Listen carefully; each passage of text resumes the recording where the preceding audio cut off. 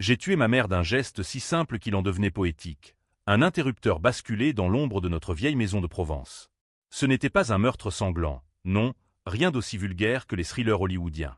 C'était une vengeance électrique, un blackout total qui a englouti sa vie dans l'obscurité qu'elle m'avait imposée depuis tant d'années. Et tout a commencé par ces mots, lancés comme une gifle un soir de novembre pluvieux, « Tu n'es pas invité à Noël ». Ces mots n'étaient pas anodins. Ils étaient une sentence, un exil familial gravé dans le marbre froid de nos silences. Ma mère, cette bourgeoise d'Avignon aux manières impeccables, m'avait déjà volé tant, mon innocence, mon nom, ma liberté. J'avais payé 70 000 € pour acheter la dette qu'elle avait forgée à mon nom, pour effacer le scandale qu'elle avait semé et que j'avais récolté. Et en retour, un rejet, un verrou tourné sur la porte de la maison familiale. Mais je n'étais plus l'agneau sacrificiel. J'étais le loup qui guettait dans les vignes sombres. Paris, cette ville de lumière factice, m'avait vu renaître dans la haine. J'y étais arrivé il y a 10 ans, les poches vides et le cœur lacéré, fuyant le sud où tout avait basculé. Aujourd'hui, à 35 ans, je suis Claire Duval, avocate aux tribunaux de la République, spécialisée dans les affaires de trahison conjugale et d'héritage empoisonné. Ironique, n'est-ce pas? Car ma propre histoire est un dossier clos que j'ouvre chaque nuit, page après page, jusqu'à l'ivresse de la revanche. Le téléphone sonne comme un glas dans mon appartement haussmannien du Marais. Il est 22 heures, et la pluie martèle les carreaux comme les regrets que je noie dans un verre de Châteauneuf-du-Pape. Je sais qui c'est avant même de décrocher. Ma sœur aînée, Élise, la favorite, celle qui porte le deuil de notre mère avec une élégance feinte. Claire, maman est morte. Crise cardiaque. Viens pour l'enterrement.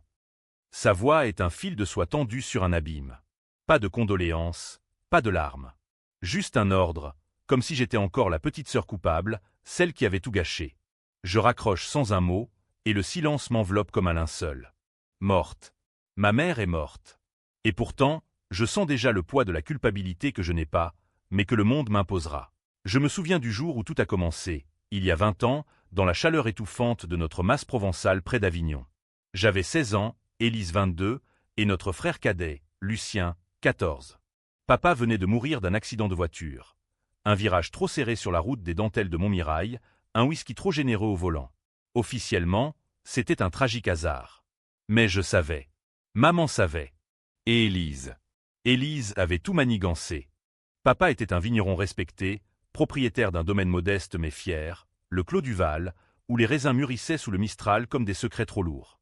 Il avait des dettes, bien sûr, qui n'en a pas dans ce métier de passion, mais maman, avec son ambition dévorante, rêvait de plus grand, fusionner avec un concurrent, revendre à un investisseur qatari anonyme. Papa refusait. C'est notre sang dans la terre, disait-il. Alors, un soir d'orage, Élise, étudiante en droit à Aix-en-Provence, avait emprunté les clés de la cave et versé du somnifère dans sa bouteille préférée. Pas assez pour tuer sur le coup, juste pour endormir sa vigilance. La voiture avait fait le reste. Le lendemain, la gendarmerie était venue. Les analyses toxicologiques avaient révélé des traces dans le sang de papa. Scandale. Les journaux locaux titraient « Tragédie ou crime au Clos du Val ». Maman, veuve éplorée, avait pleuré aux obsèques, mais ses yeux étaient secs quand elle m'avait pris à part. « Claire, tu vas porter ça. Tu diras aux flics que c'est toi qui as mis le somnifère. Élise est promise à un avenir brillant. Toi, tu n'es qu'une gamine rebelle. » J'avais accepté. Pas par amour filial, mais par terreur. À 16 ans, on signe des aveux comme on signe son arrêt de mort. J'ai passé 2 ans en centre éducatif fermé à Marseille, étiqueté « parricide en herbe ». Élise a obtenu son diplôme avec mention, épousé un notaire d'Arles et hérité du domaine avec Lucien, ce petit prince innocent que maman choyait comme un alibi vivant. Moi, j'ai émergé de l'enfer avec un diplôme de droit en poche, payé de ma poche, littéralement. Car pour racheter ma liberté, j'ai dû signer un pacte, rembourser les 70 000 € de dettes que maman avait accumulées en mon nom, sous prétexte de dommages familiaux. Des prêts usuraires, des factures falsifiées, tout pour me tenir en laisse. Et Noël? Noël était le rituel sacré. Chaque année, malgré tout, maman m'invitait, non par affection, mais pour parader sa magnanimité devant le village. Regardez ma fille prodigue, revenue au bercail. Mais cette année, après avoir soldé le dernier centime via virement bancaire, elle m'a appelé. « Tu n'es pas invité. Lucien se marie en janvier, et nous ne voulons pas de scandale. » Scandale. Le mot qui m'avait volé ma jeunesse. Je pose le verre, attrape mon manteau. Le train de nuit pour Avignon part dans 2 heures. La vengeance n'attend pas les funérailles, elle les orchestre. Le TGV file dans la nuit comme une veine ouverte. Je ferme les yeux et les souvenirs affluent.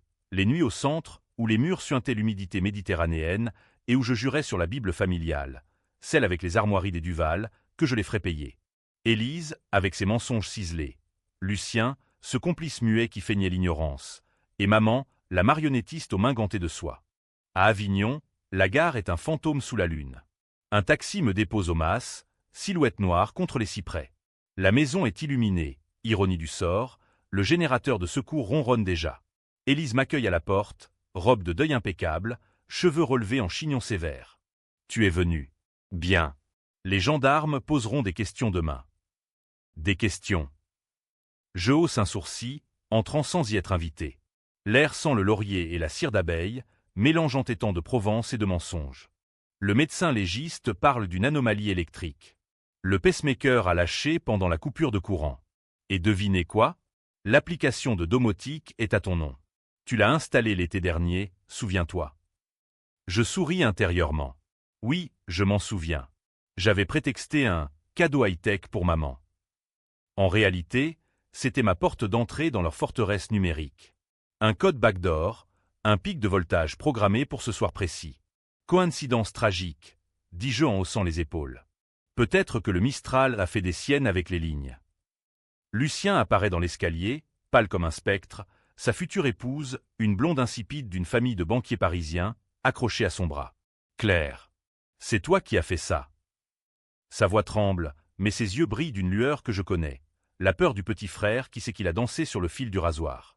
Je m'approche, pose une main sur son épaule. Fais quoi, Lucien?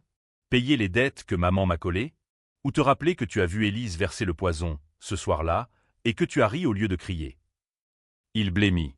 Élise s'interpose, voix sifflante. Assez. Tu n'as aucune preuve. Et maintenant, tu vas nous traîner dans la boue? Pour une invitation refusée.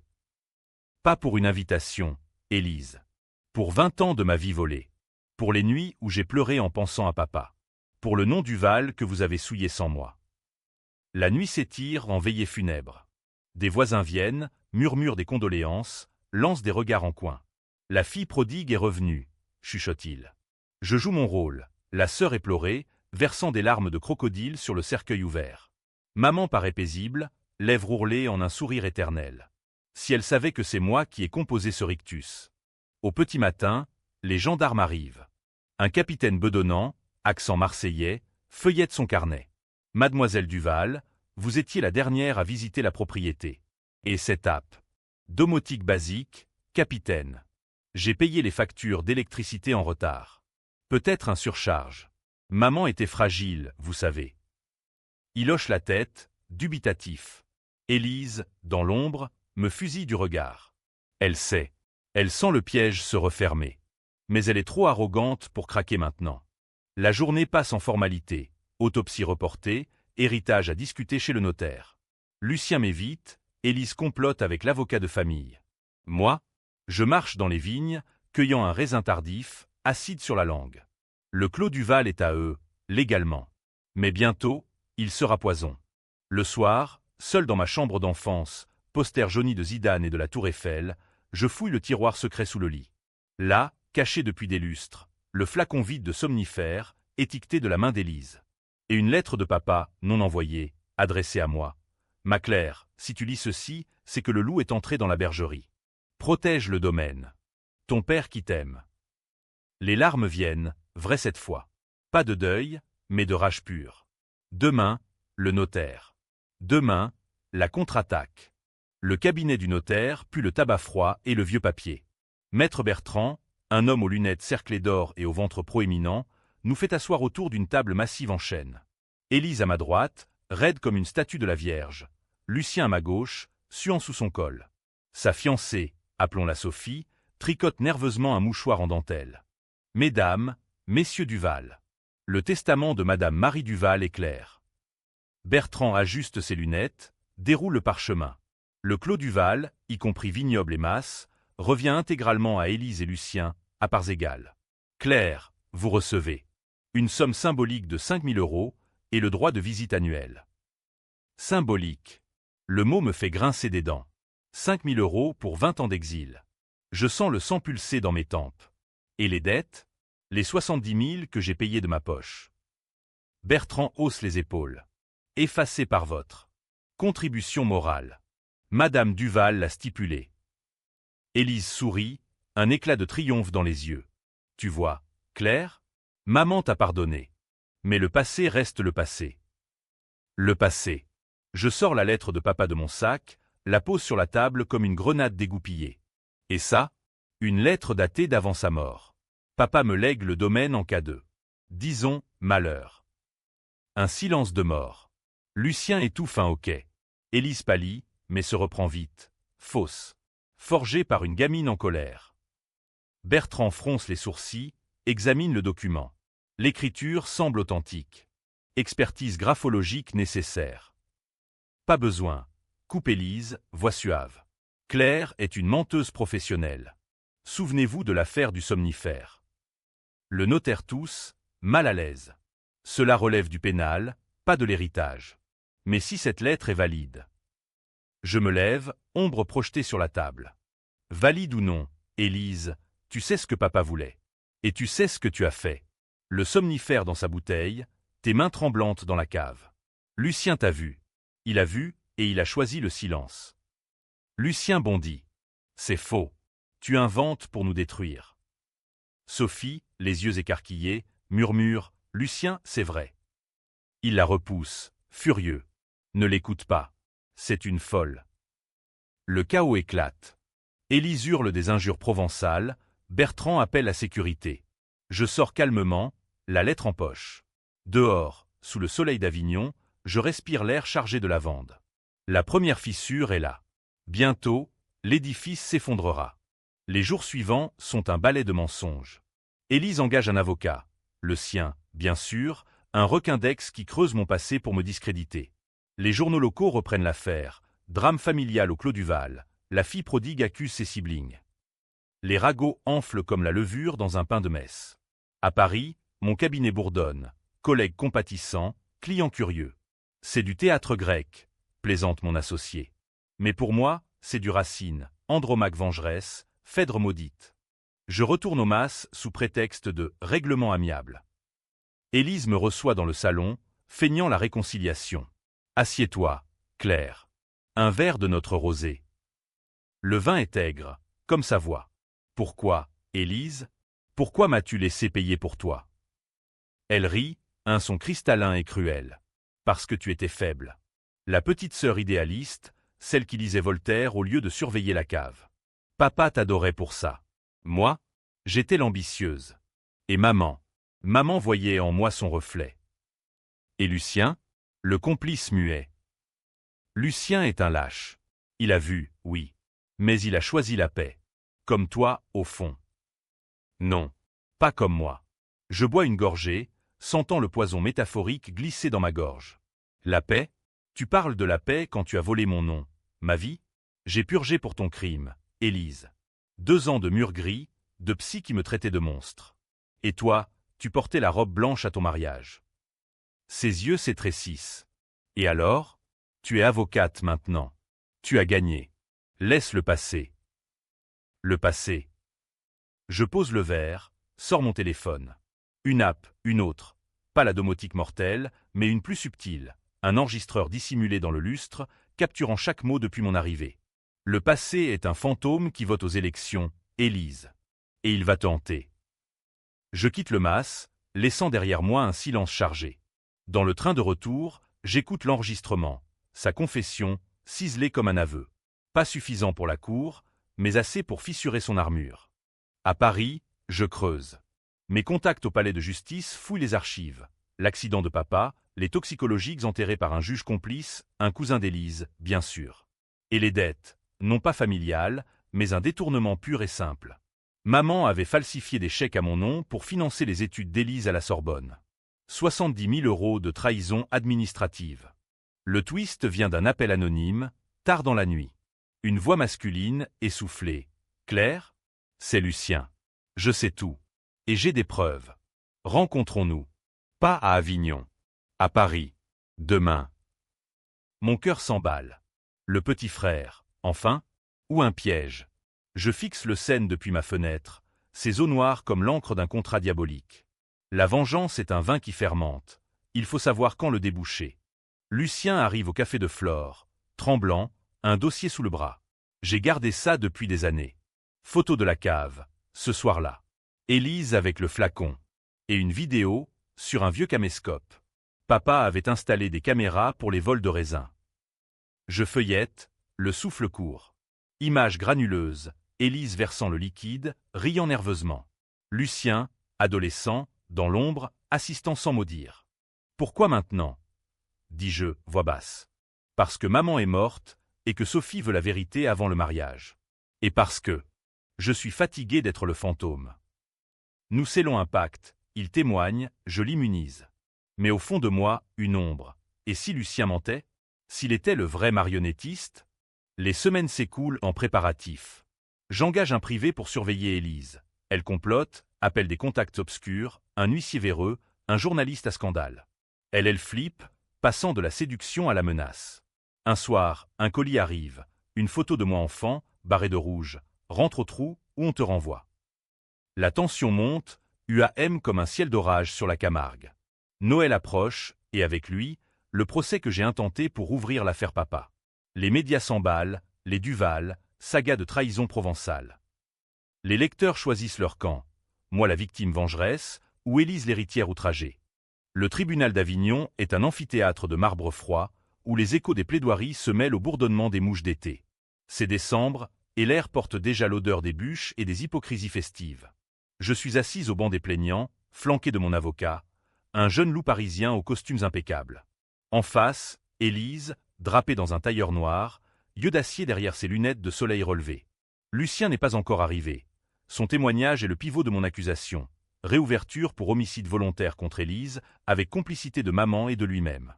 Le juge, une femme aux cheveux grisonnants et au regard perçant, tape du marteau. Mademoiselle Duval, vous accusez votre sœur d'un crime vieux de 20 ans. Preuve.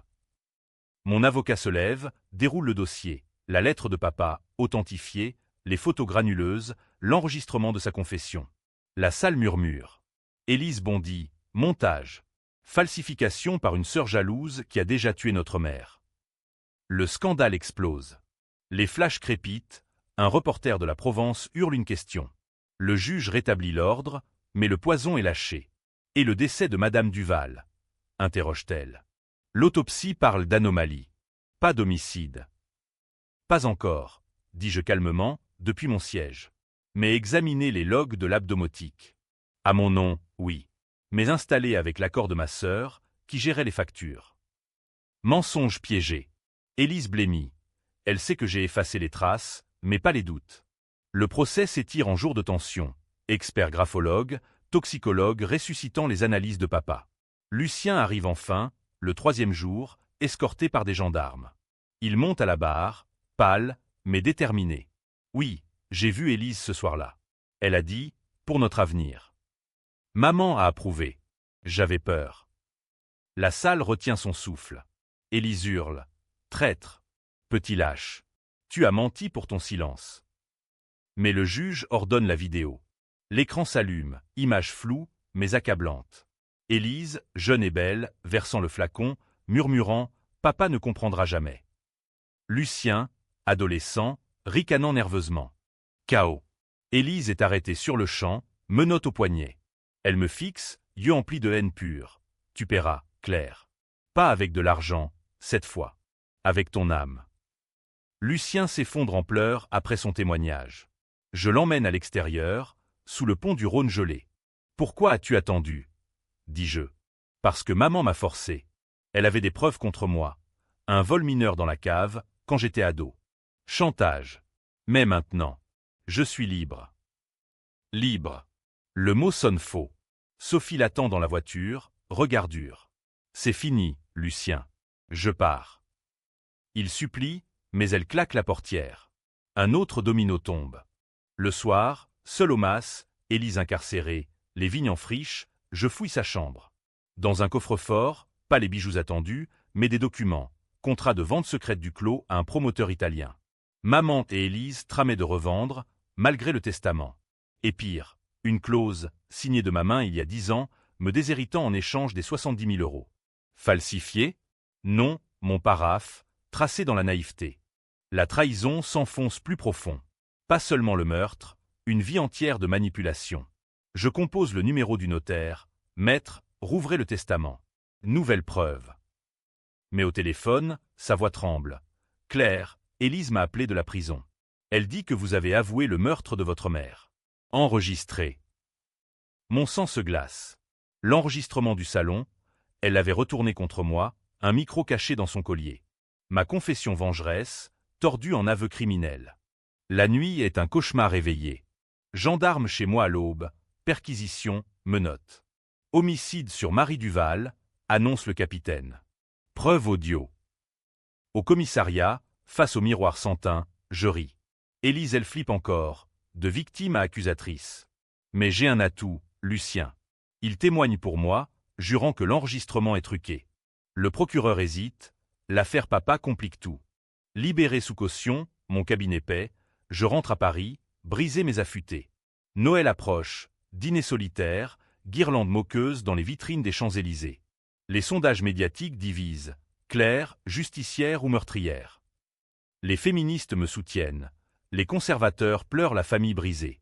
Un appel de Lucien. Claire, Élise prépare un deal. Elle avoue le meurtre de papa si tu plaides coupable pour maman. Prison contre prison. Le dilemme me ronge. Accepter? Laisser le domaine pourrir? Ou pousser plus loin, risquant tout? Je choisis la tension. Une visite à la prison d'Aix, Élise, en combinaison orange, maigrie, mes yeux vifs. Finissons ça, sœur. Partage le clos.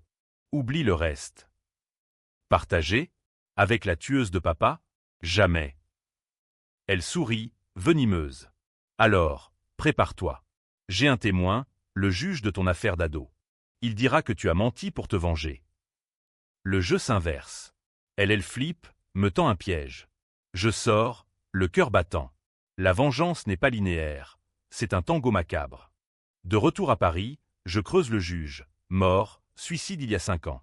Mais sa veuve vit encore, à Nîmes. Une entrevue discrète. Votre mari a couvert pour les Duval. Élise l'a payé avec des bouteilles de vin rare. Preuve en main, chèque caché. Le contre-pied parfait. Janvier arrive, avec le procès croisé. Moi pour homicide, Élise pour le sien. La salle est bondée, caméra nationale. Le juge, une nouvelle, impartiale, écoute les témoignages. Lucien, brisé, avoue tout. La veuve du juge dépose. Et moi, à la barre, j'ai payé pour leur péché. Mais maman, ce fut un accident. Un pic électrique, une négligence. Pas un meurtre. Le jury délibère des heures. La tension est palpable, UAM comme un vin bouchonné. Verdict, Élise coupable, 20 ans ferme. Moi, acquitté, faute de preuves solides. Mais le twist, Lucien, dans l'ombre, avait tout filmé. Pas seulement la cave, mais mes manipulations sur l'app. Il le garde pour lui, murmure-t-il plus tard. Pour nous lier, Claire. Frères et sœurs contre le monde. Chia PHE, les médias explosent. Justice ou vengeance familiale. Le printemps reverdit les vignes du Clos Duval, mais pour moi, c'est une saison de cendres. Acquitté, oui, mais marqué au fer rouge de la suspicion. Paris me rejette subtilement. Clients qui annulent, collègues qui murmurent dans les couloirs du palais. La vengeresse de Provence, titre les tabloïds, mi-admiratif, mi-répugné. Élise pourrie à Fleury-Mérogis, sa cellule un écho de la mienne d'il y a 20 ans. Lucien, il gère le domaine seul, veuve de sa fiancée, ombre errante parmi les sarments. Je retourne au Mas en mai, sous un soleil impitoyable. L'air sent la terre remuer, les promesses non tenues. Lucien m'accueille sur le perron, barbe naissante, yeux creux. Le notaire a rouvert le testament. À nous deux, Claire. Papa l'aurait voulu. Nous signons les papiers dans la cuisine, là où tout a commencé. Vin rosé tiède, fromages oubliés. Pourquoi m'as-tu aidé? Dis-je enfin. Parce que tu es la seule qui a payé. Et parce que j'ai aimé Élise, tu sais, plus qu'un frère ne devrait. La révélation me frappe comme un mistral, inceste fraternel, secret chonju le plus sombre. Élise et Lucien, amants dans l'ombre des vignes, complices absolus. Le somnifère, non pas pour l'ambition, mais pour hériter sans entrave, pour un amour maudit. Je recule, nauséeuse. Monstre. Il rit, amer. Comme toi, qui as tué maman. Nous sommes les Duval, poison dans le sang. Le pacte se fissure. Je pars ce soir-là, mais pas sans le dossier caché, la vidéo de mes manipulations que Lucien avait perdue. Non, il l'a envoyé anonymement au procureur. Un nouveau procès pointe, appel sur mon acquittement. L'été est un enfer. Citation à comparaître, nuit blanche à décortiquer les logs. Mon avocat craque, c'est perdu, Claire. L'audio d'Élise est solide. Élise, depuis sa cellule, m'envoie une lettre, reviens au sud. Avoue, et je te sauve. Pour le clos. Pour nous. Nous, l'illusion d'une famille recomposée. Je refuse, mais le doute ronge. Les vignes appellent, racines profondes, vendanges sanglantes. Août, canicule. Je roule vers Avignon, fenêtres ouvertes, radio crachant du brassens sur la trahison. Lucien m'attend au mas, torse nu, transpirant. J'ai brûlé la vidéo. Pour de bon. Mensonge. Ses yeux fuient. Nous dînons en silence, agneau rôti, herbe de Provence. Puis, dans le noir du salon, il avoue, Élise veut que tu tombes. Mais moi, je t'aime, Claire. Comme Lucien n'a jamais aimé personne. La proposition est un abîme, alliance incestueuse, contre Élise. Je le repousse, furieuse. Jamais. Je préfère la prison. Fuite dans la nuit. Mais au matin, arrestation, preuve numérique irréfutable. Le pic voltage, mon IP. Retour en cellule, cette fois la santé, Paris intramuros. Le procès d'automne est un cirque.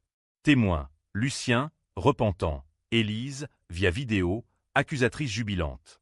Ma sœur est une sociopathe. Elle a planifié ma chute pour venger un mensonge.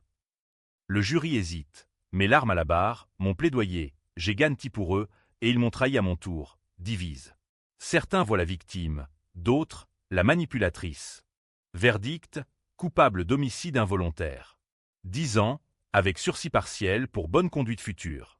Ironie, je sors en conditionnel, mais le clos est vendu par Lucien, à l'italien. La trahison ultime. Il m'a elle flippé, vendant pour effacer les dettes, pour recommencer sans fantôme. Hiver revient, Noël fantôme. Seul à Paris, je marche le long de la Seine, lumière clignotante moquant ma chute. La vengeance m'a consumé, Élise libre sur appel, Lucien riche exilé en Toscane, moi, une avocate déchue, écrivant mes mémoires pour survivre. Mais le hook final, une lettre de maman, post-mortem, découverte dans le coffre. Claire, ma fille. Tout était pour te protéger. Élise mentait. C'est Lucien qui a versé le poison. Pour moi. Notre secret. Pardonne. Twist, maman, victime consentante. Amour maternel tordu, protégeant le fils maudit. Qui croire? Le lecteur choisira son camp. Bicacéage familial, ou happy end amer où la vérité libère, trop tard. Les années s'écoulent comme le Rhône en crue, violente, inexorable. À 40 ans, je suis une ombre dans les tribunaux parisiens, plaidant des causes perdues pour des clients désespérés. Le Clos Duval n'est plus qu'un souvenir sur des bouteilles étiquetées « Réserve italienne », vendues à prix d'or, sans un centime pour moi. Élise, blanchie par un vice de procédure, vit à Nice, mariée à un promoteur, mère de jumeaux blonds. Elle m'envoie des cartes postales moqueuses. Joyeux Noël, sœur. Souviens-toi des lumières éteintes. Lucien? Disparu après la vente, rumeur d'une vie de bohème en Espagne, vin basque et regrets noyés. Il m'appelle parfois, voix pâteuse. Claire, reviens. Le domaine pleure sans toi. Je raccroche, toujours. La vengeance m'a laissé vide, un creux que ni l'amour ni l'argent ne comble. J'ai tenté, un amant, un psychanalyste freudien aux allures de Sacha Guitry. Votre mère était une gorgone, dit-il. Vous, percé sans bouclier. Mais la vérité de la lettre authentique, expertise le confirme, me hante. Maman, complice de Lucien, pour un inceste consenti, un fils chéri au-delà du raisonnable, le secret chonju, non pas crime pour ambition, mais pour couvrir un amour interdit, un fils qui avait forcé la main, versé le poison pour libérer papa de son opposition morale. J'ai rouvert l'enquête, seul, dossier jauni sous la lampe de mon studio exigu. Preuves éparses, un journal intime de maman, brûlé à moitié, retrouvé dans les cendres de l'incinérateur du Mas. Page noircie, Lucien, mon ange noir. Pour toi, j'ai tout. Même Claire. La révélation cause tranelin interne. Suis-je la justicière ou l'instrument d'une malédiction familiale? Les forums en ligne, oui, j'y lis, incognito, chia.ph. Claire mérite la paix, vs, tout coupable, tous monstres. Un Noël, 5 ans après, je cède. Train pour Avignon, valise légère. Le mas est restauré par les Italiens, piscine à débordement, spa provençal. Mais Lucien est là, vieilli, cheveux gris, bouteille à la main. Tu es venu. Pas pour pardonner. Pour confronter. Nous marchons dans les vignes, Mistral complice. Dis-moi la vérité. Il avoue, torrent, le poison, sa main, l'amour pour maman, incestueux, destructeur. Elle m'a couvert. Élise savait, et a profité. Toi, tu étais le bouc émissaire parfait. Les larmes viennent, cathartiques. Pas de poing, pas de cri. Juste un murmure. Pourquoi moi? Parce que tu étais forte. Pour survivre. Ironie cruelle. Nous signons un nouveau pacte. Il rachète une part du domaine pour moi, anonyme. Pas d'héritage, mais une rente. Paix précaire. De retour à Paris, je ferme le dossier. La vengeance s'achève non en triomphe, mais en résignation française. Un café noir, un livre de Camus, L'étranger, pour rire. Suis-je Meursault, indifférente au monde? Ou Sisyphus, poussant mon rocher de haine éternelle? Le twist final, celui qui cause Tranelin, Élise appelle, enceinte à nouveau. Rejoins-nous pour Noël, Claire. Laisse le passer. Refus. Mais au fond, un doute. Et si la vraie revanche était le silence? Vivre, malgré eux. Ou non. Les lumières de Paris scintillent, indifférentes. J'éteins la mienne. Pas de blackout mondial. Juste un interrupteur personnel, vers l'oubli. Fin.